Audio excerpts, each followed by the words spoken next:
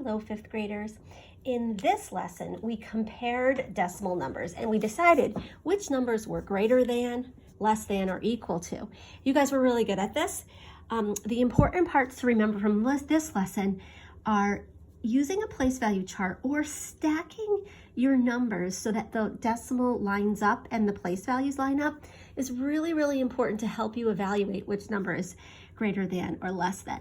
So let's try an example. If we have 34 and 223, and we have 34 and 232, this can be really confusing when we look at it like this.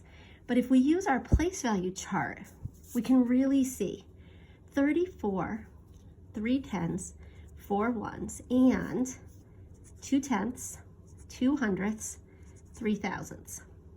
And then we stack this number underneath it, 34 and 2 tenths, 300, 2 thousandths. When we write it this way, we look and we see which numbers are tied. That's how we start. So we start in our tens place. Well, we have a 3 and a 3. That's a tie. And I could even box them. We have 4 in the ones place. Tied. We have 2 in the tens place. Tied. And then we have 3 hundredths compared to 2 hundredths. Well, we know 3 hundredths is bigger than 2 hundredths, which means this number is greater than this number. So we would write 34 and 223 thousandths is less than 34 and 232 thousandths. Now you could do this without a place value chart. You could just stack the numbers. 34 and 223, 34 and 232.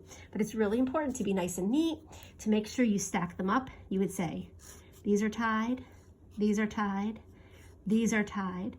They're different. And then you evaluate which one is greater, and that helps you determine which number is the greater number. Let's try another one, because sometimes they don't all have the same number of digits. So what if we had 8 tenths, and we were comparing that to 706 thousandths. Now 706 thousandths compared to 8 tenths. So there's two ways to think about this. One, we can use our place value chart. So we could come up here and we could say 8 tenths, and then we could say 7 tenths, 0 hundredths, 6 thousandths. And again, we could stack them. 8 tenths is greater than 7 tenths, so 8 tenths is greater than 706 thousandths. Another way to think about this is 8 tenths is the same as 800 thousandths. And so if you looked at this as 800 thousandths compared to 706 thousandths, 800 thousandths is greater than 706 thousandths. All right, now it gets a little tricky if our numbers are in different forms. So what if we have to compare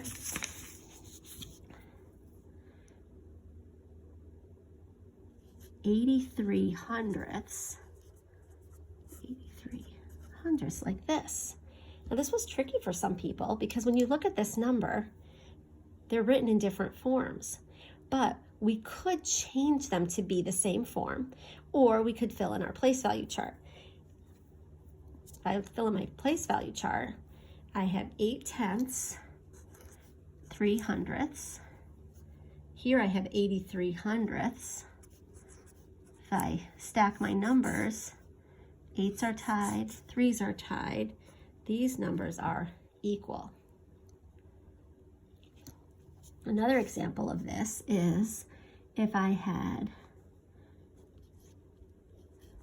5.8 compared to 58 hundredths.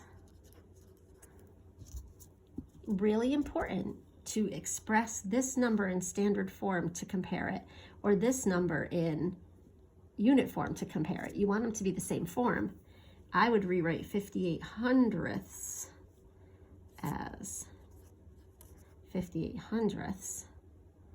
When I compare those two numbers, I could stack them or use my place value chart. I want to line up my tenths. This is a 0. 5 is greater than 0. 5 and 8 tenths is greater than 58 hundredths. Another example, let's try 36 thousandths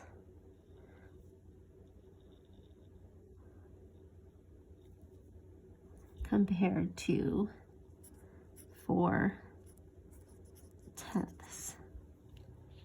We could write down 36 thousandths, looks like this. That's 36 thousandths. 4 tenths looks like this. Stack your numbers. Make sure you line up your place values. 4 is greater than 0. This is greater. All right, let's just try one more. What if I had 0.73 and I had 73 tenths? Again, you want to rewrite this as standard form so you can compare them. 73 tenths is 7 3 tenths.